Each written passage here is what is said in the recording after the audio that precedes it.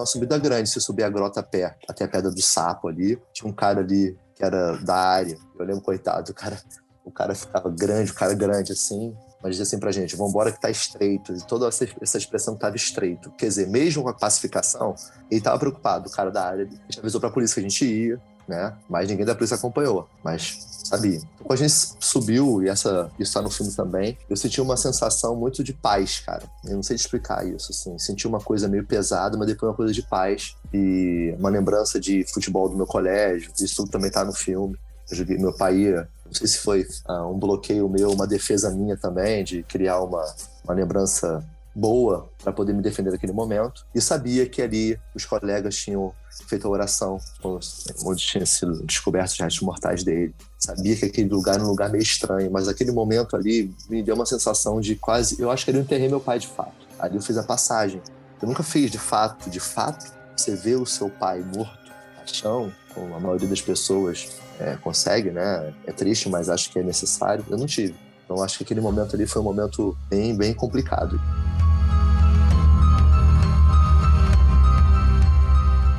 Jornalismo Sem Trégua é um podcast do programa Tim Lopes da Abrage, Associação Brasileira de Jornalismo Investigativo. Eu sou Angelina Nunes e vamos tratar aqui dos casos de jornalistas e comunicadores que foram assassinados no exercício da profissão no Brasil.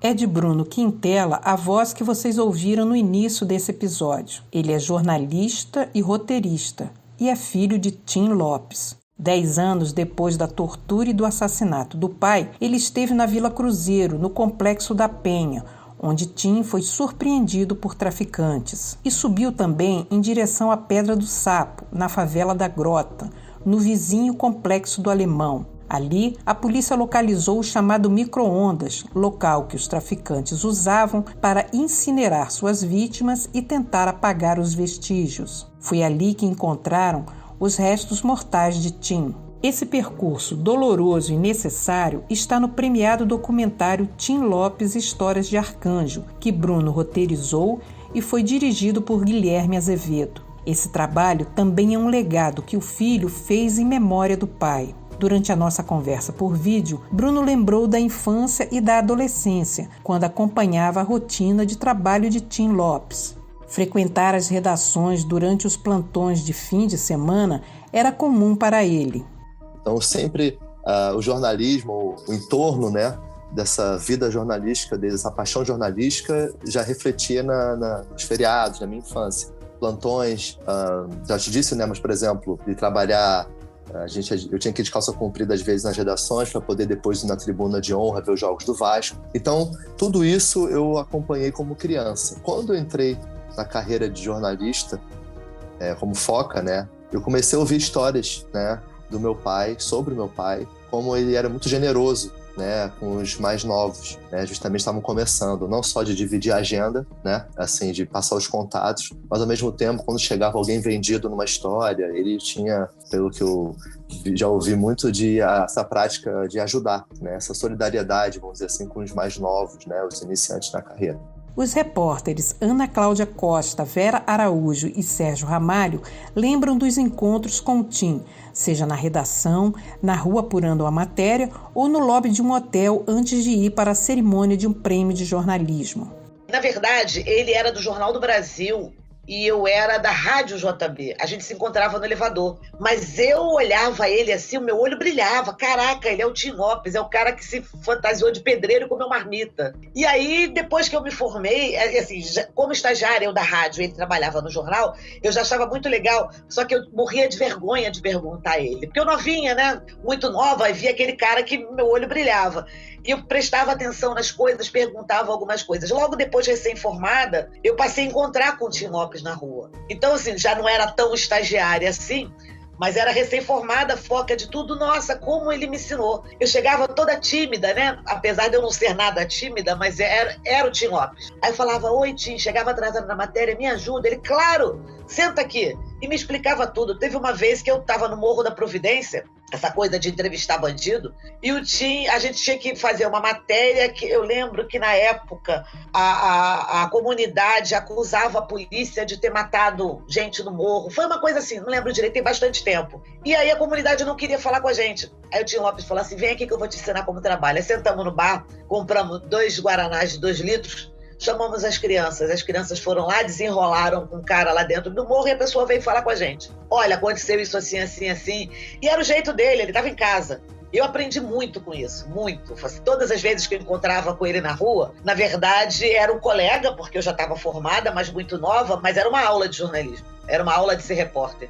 Quando eu estava cobrindo a linha vermelha, né, a construção da linha vermelha, né, e eu não sabia, ele estava infiltrado como peão de obra para fazer uma matéria, né, lá. E aí, daqui a pouco, eu estou entrevistando o engenheiro da obra, né, para falar, e daqui a pouco eu vejo o Tim, junto com os operários, carregando uma estrutura, e aí, daqui a pouco eu falei, caramba, Tim, ele pegou e fez assim, ele estava segurando com a mão, e ele fez assim. Essa cena eu não esqueço jamais, né, ele com o dedo, assim, tipo, pedindo silêncio, né, que eu não denunciasse que ele estava infiltrado lá na obra para saber qual era a matéria. Depois a matéria saiu no Jornal do Brasil, que a matéria era justamente mostrando as condições das obras, né? As condições que os operários tinham que passar, né? Alojamentos apertados, sem condições de higiene. Então ele passou tudo isso nessa matéria, né? Para mostrar, ele queria viver na própria pele um peão para poder contar e detalhar isso. Ele queria assistir uma reportagem que ele tinha feito sobre prostitutas no Rio de Janeiro que estavam aceitando ticket de refeição e vale transporte. Falei, gente, onde é que tu arrumou isso, cara? Aí ele falou assim, pô, no classificado do teu jornal. Aí a gente calou assim, eu falei, pô, como assim? Aí a Luísa Freire falou, viu, a gente não leu o classificado? Aí ele lê. E aí ficou muito legal, da humildade dele, assim. Eu falei, pô, ele podia dizer, né? Pô, não, que eu fiquei sabendo por fontes, não sei o quê. Não, ele no classificado do teu jornal, achei o máximo aquilo ali. Tânia Lopes, irmã de Tim, considera que esse olhar para as pautas sociais é um dos legados do jornalista.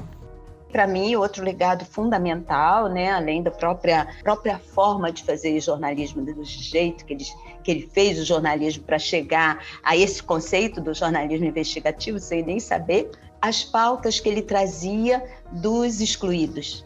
Né? A pauta que ele trazia, gente, há 40 anos atrás, o cara falava no negro, no racismo, na favela, né? Nos meninos talentosos que estavam nas comunidades, na época se tratava muito mais como favela, né? Precisando, querendo crescer, né? E precisando de luz naquele talento, e eu tinha lá e botava luz naquele talento e trazia. Então, para mim, o grande legado do jornalista Tim Lopes é ter sedimentado o conceito, né, do jornalismo investigativo e ter trazido durante todo o processo de trabalho dele as pautas sociais, das desigualdades e da denúncia em relação às injustiças sociais nesse país.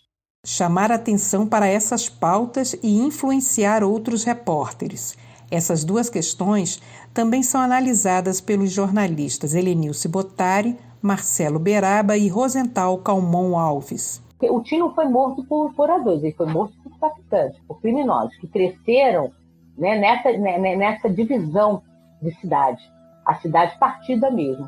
Eles crescem num território sem lei, onde quando a polícia entra também não respeita a lei. Então acho que o Tim denunciava isso, era uma denúncia importante, eu acho que a gente tem que ter isso em mente.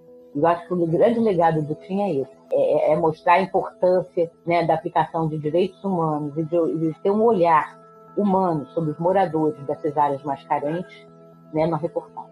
Essa sua identificação total com as suas origens e ter trazido isso para dentro da grande imprensa, dentro do Globo, da Folha, TV Globo, esse é um legado, né? E isso ficou. Eu acho que ele influenciou muita gente, muitos repórteres que trabalhavam com ele, até mais velhos do que ele e que se influenciaram por esse mergulho que ele dava. Então aí tem um legado ainda não também que está no ar, mas que a gente não divulga o tempo todo. Eu acho que o Tim, quer dizer, o estilo do Tim tanto lá no Jornal do Brasil como na TV Globo, ele teve impacto não só em inspirar outros jornalistas na própria TV Globo, quer dizer, se você vê a TV Globo depois do Tim, você vê muitos outros repórteres, não muitos, mas alguns repórteres que parecem ser inspirados diretamente pelo estilo de trabalho do Tim,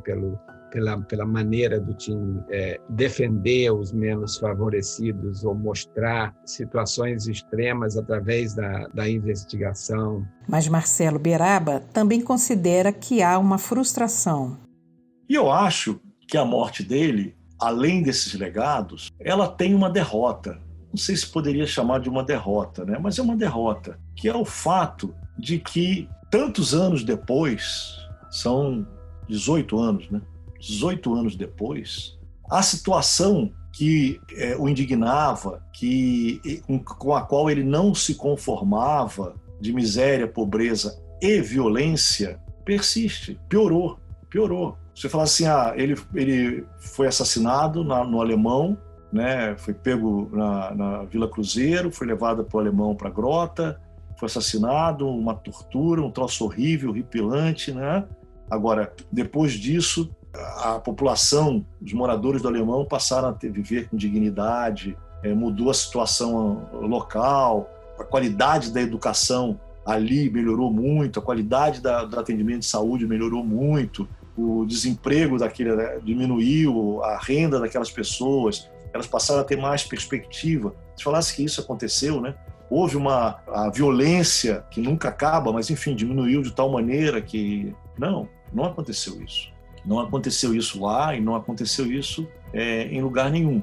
Então, eu tenho a impressão que ele, né, é um arcanjo, que ele vê isso, né, e deve, no lugar onde ele estiver, onde ele está, ele deve sentir essa angústia também, de que, cara, ali não mudou, né? Teve um interregno, que a gente já mencionou, das UPPs, que foi um interregno em relação à questão da violência, mas não investiram em nada. Não, ali no Alemão, então, onde aconteceu tudo, os caras construíram uma rede de teleférico que não servia à população, servia uma parte mínima da população, com recursos imensos. Na época se falava de, 200 e tantos milhões, não sei o que, que era suficiente para resolver uma boa parte do problema de saneamento da comunidade. E não se resolveu.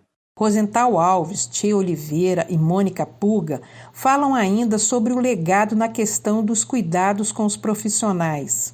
Um outro impacto muito grande, além da Abrage, que foi a própria introdução no jornalismo brasileiro da necessidade de se cuidar da segurança dos repórteres, porque isso não era um tema. Tanto não era que ele foi para uma situação extremamente perigosa, e por mais que a TV Globo tenha agido de uma maneira super correta depois, etc., o caso teve um impacto não só no trabalho da TV Globo, como em geral, né? Quer dizer, você vê um ex-presidente da Abrage também, como o Marcelo Moreira, que virou uma espécie de pioneiro de trazer para o Brasil esse treinamentos de segurança.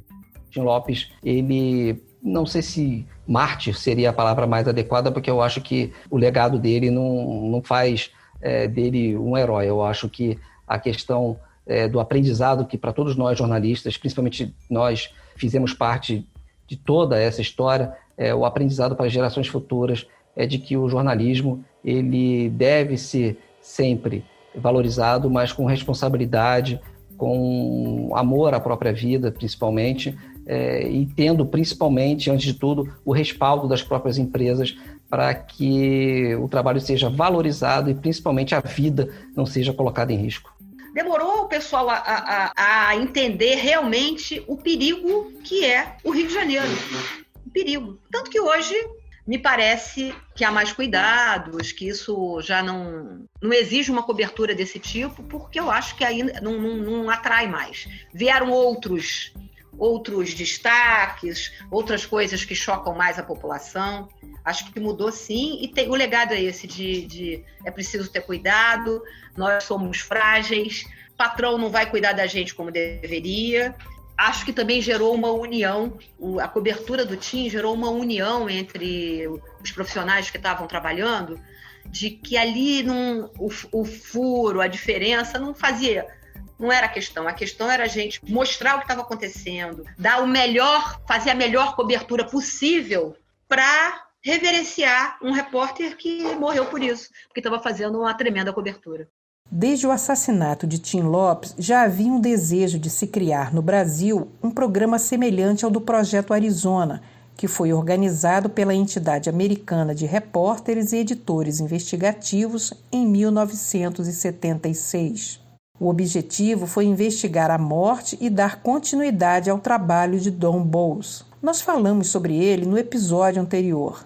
Marcelo Beraba conta um pouco mais dessa história. Nós não tínhamos esse grau que tem hoje mais de cooperação, de colaboração, esse entendimento de que, ok, tem uma competição comercial, mas essa competição comercial não pode interferir em alguns momentos, pelo contrário, ela tem que ter uma maturidade para se entender que em alguns momentos a colaboração é fundamental, indispensável, sem a qual a gente não vai adiante. Então, houve uma frustração inicial de que a gente não conseguiu montar. Anos depois, com mais estrutura na Abrad, a ideia finalmente saiu do papel. Quando a gente começou a novamente achar que tinha condições de criar um programa como aquele, ou seja, um programa profissional, ou seja, com nível profissional e com voluntariado, de colaboração entre vários meios para investigar casos de assassinatos ou ameaça de morte de jornalistas, de tal maneira que se investigue os autores e executores do assassinato, mas se investigue também, se dê continuidade às investigações das pautas, dos casos que eles estavam investigando. Então daí nessa ideia. E aí foi mais do que natural, a gente consegue estruturar essa ideia, né, criar um planejamento do que seria esse programa, e mostramos para uma organização internacional que apoia o jornalismo de qualidade, que é a Open Society, né, e que apoia também a liberdade de imprensa e a liberdade de expressão. Eles toparam nos ajudar a montar esse programa que está vivo aí, que ainda não está amadurecido, ou seja, ele ainda vive dificuldades nossas, da própria Abrad, do ambiente jornalístico, de algumas características de assassinato de jornalistas no Brasil, que em geral não são nem jornalistas de grandes meios, muitas vezes são só comunicadores, são comunicadores de rádio, que trabalham em rádio, que trabalham no blog, sem visibilidade, né, sem muita força, o que às vezes dificulta esse trabalho de dar continuidade às investigações que eles vinham fazendo. Mas foi mais do que natural, em tendo estruturado isso e tendo apoio para a gente montar esse programa, que ele viesse a se chamar Programa Tim Lopes. Rosenthal Alves faz ainda uma relação entre o programa brasileiro e o projeto americano. E esse projeto, que teve uma repercussão impressionante no país, foi super importante para mostrar aos bad guys, como dizem aqui, né, aos maus, que matar um jornalista não ia ficar impune, que os jornalistas iriam lá, iriam atrás. Então, quando eu digo que o projeto Tim Lopes me emociona muito, é porque vocês terem conseguido criar um projeto que tem uma resposta rápida ao assassinato de jornalistas em rincões do Brasil, onde a presença da Abrad, só a chegada da Abrad tem um impacto, isso é uma coisa emocionante. Quer dizer, lá do céu, o Tim deve estar vendo isso com muito orgulho. Eu fui convidada para assumir a coordenação do programa Tim Lopes em julho de 2017. Como disse Beraba, estamos caminhando e ainda temos uma boa estrada a percorrer. Estamos acompanhando desde então os casos de jornalistas e comunicadores assassinados no exercício da profissão. Vocês verão esses casos serem abordados nas próximas temporadas do nosso podcast.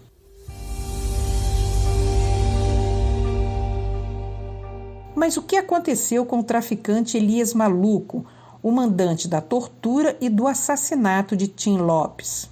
Em 22 de setembro de 2020, ele foi encontrado sem vida em sua cela no Presídio de Segurança Máxima de Catanduvas, no Paraná. Segundo informações da polícia e do atestado de óbito, ele teria cometido suicídio, enrolando um lençol em volta do pescoço. É bom lembrar que a morte ocorreu após 18 anos e 3 dias daquela manhã de setembro em que ele foi preso em seu esconderijo na favela da Grota. Ele foi capturado depois de uma caçada policial de 109 dias, como falamos aqui no segundo episódio. Sérgio Ramalho conta que estar preso não significou que Elias Maluco tivesse perdido influência no tráfico de drogas. Que atualmente a maior parte desses chefões, né? Chefões que se diz, eles estão presos, mas eles continuam dando ordens aqui. A gente viu agora no próprio episódio aí da morte do Elias, né? Mesmo preso, mesmo estando a quase 2.000 quilômetros de distância do Rio, numa unidade federal que, né, diz que a pessoa fica em isolamento completo, não, eles continuavam dando as cartas ali.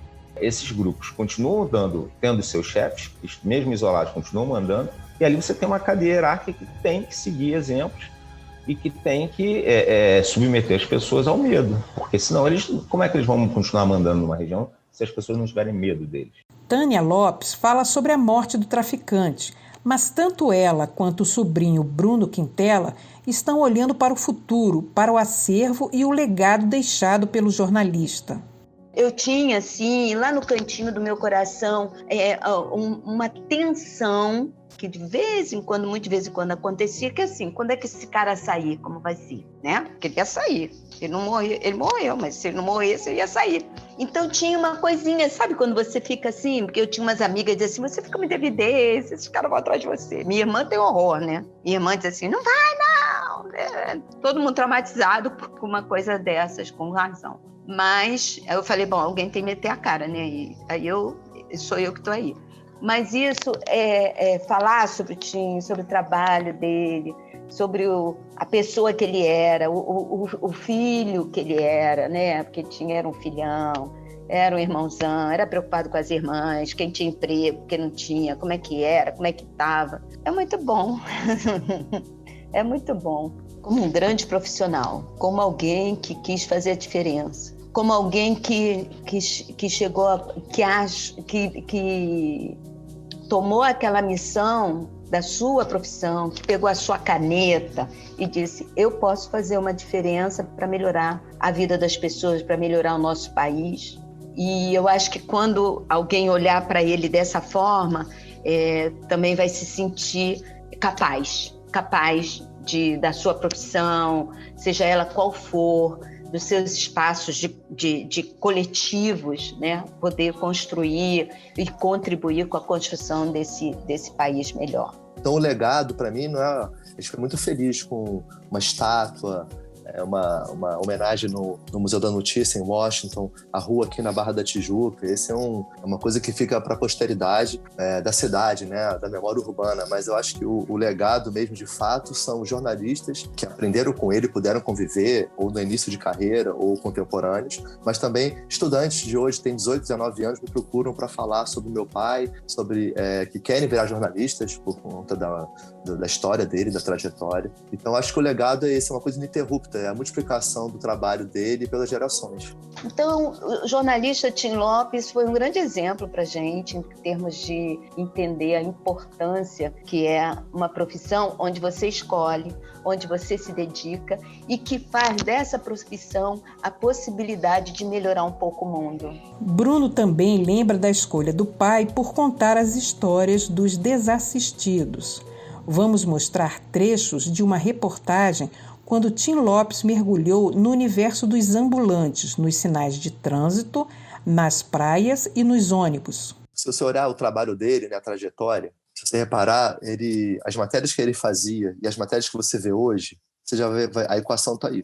Então, é simples. Então, acho que o nosso trabalho, né, quando falo nosso, é de todos nós jornalistas mesmo, assim, em especial da Abrage, e eu como jornalista, mas em especial como família. A gente tem que deixar a memória dele aí. Não que ele precisasse disso, né? mas eu acho importante porque a gente precisa falar das pessoas hoje que estão desassistidas, né? Durante 3 dias eu vendi balas, chicletes e biscoito pelos sinais de trânsito da cidade. E vi que o medo e a luta pela sobrevivência é separado pelo vidro do carro. Quer uma aí, meu irmão? Vai uma balinha aí? Água boa, água. Só água mata a sede, só água. Dizem que a gente tem um sorriso parecido, aquela coisa. Meu pai era muito... Ele tinha uma coisa muito mais ginga, um jeito assim que eu acho que eu peguei um pouco, né? Mas assim, eu acho que a gente tem um pouco da sensibilidade, assim, da percepção. E, apesar de que eu acho que ele tinha até mais. Eu gosto muito, assim, de olhar muitas coisas, de escrever textos, assim, coluna, uma análise, uma opinião, sabe? Eu gosto mais dessa pegada. O meu pai era um cara mais um repórter ali, um cara ali da linha de frente ali. Então, quando eu falo que assim, você puxou o pai, eu falei, cara, eu acho que é muito dessa percepção do jogo. Eu acho que isso ele me ensinou muito, assim, sabe? Agora, no time ali, vamos dizer assim, acho que meu pai ali, era o camisa 10 ali, sabe? Eu acho que eu fico um pouco, assim, mais pro cabeça de área ali, protege um pouco a zaga ali, e às vezes tem uma coisa mais... Ele era o craque ali, é a parada que não dá pra explicar muito, né? Eu acho que eu jogo direito, sabe?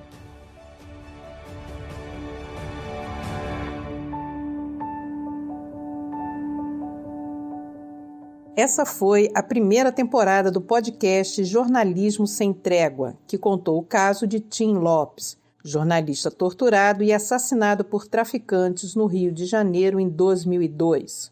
Até o próximo ano, nós vamos contar outros casos em mais uma temporada.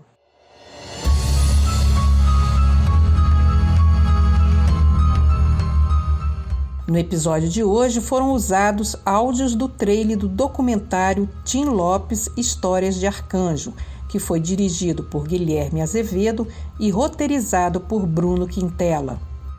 O podcast Jornalismo Sem Trégua tem reportagem, roteiro e narração de Angelina Nunes. A produção e a identidade visual é de Bruna Lima e a edição de áudio da agência Miragem.